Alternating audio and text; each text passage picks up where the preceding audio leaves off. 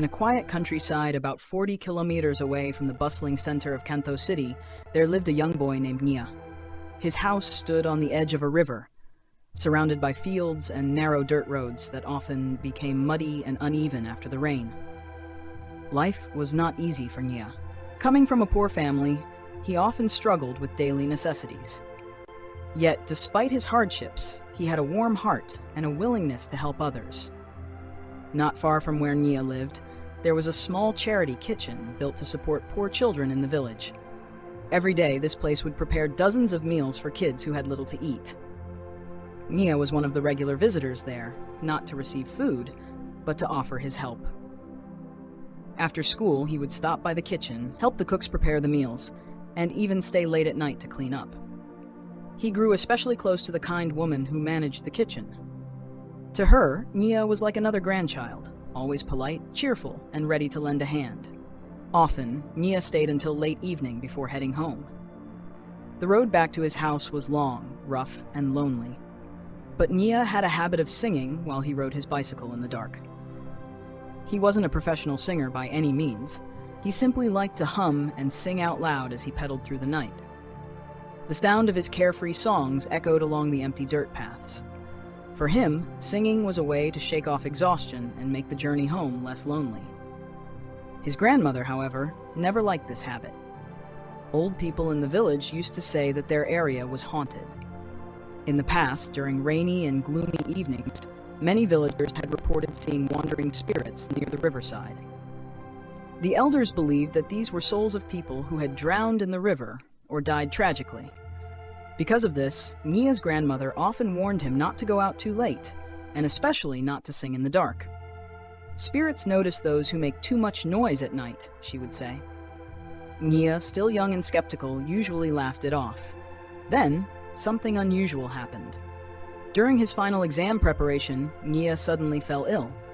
He developed a high fever, severe headaches, and a strange stiffness in his shoulders and neck. His parents rushed him to the hospital, where the doctor diagnosed him with a bacterial infection. For a week, he stayed in the hospital and slowly recovered. His fever eventually went down, but something was not right.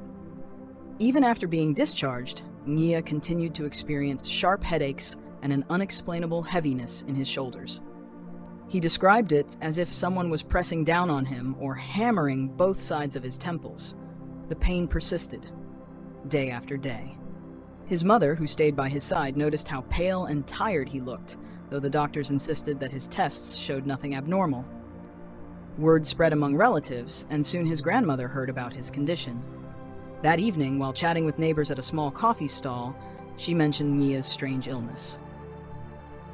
An elderly woman sitting nearby leaned closer and whispered, "It sounds like your grandson is being followed by a spirit. You should be careful."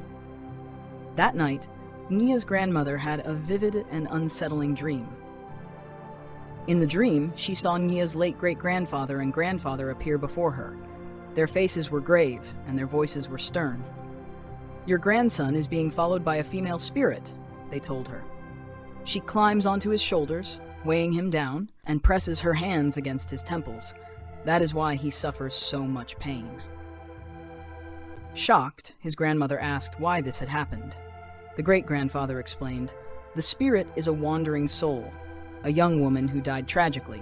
She noticed Nghia because he often sings alone on the road at night. She mistook his singing as an invitation and decided to follow him." Before she could ask more, the dream faded.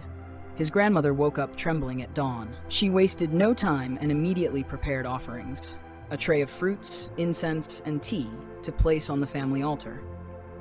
She prayed earnestly to their ancestors, asking them to protect Nghia and drive the spirit away. That very day, something remarkable happened. Nghhia's headaches suddenly eased. The heavy pressure on his shoulders lifted, and he felt light again. For the first time in weeks, he could breathe freely without pain. His mother noticed the change and was relieved, though she didn't quite understand what had caused it. When she asked Nghia if he had done anything strange or gone anywhere unusual, he honestly replied, "No, Mom. I only stayed at the charity kitchen and then went straight home. I didn't do anything else. Maybe I just sang too loudly on the way back." It was then that Nghia realized the truth. What his grandmother had told him and what she had experienced in her dream aligned perfectly with his strange illness.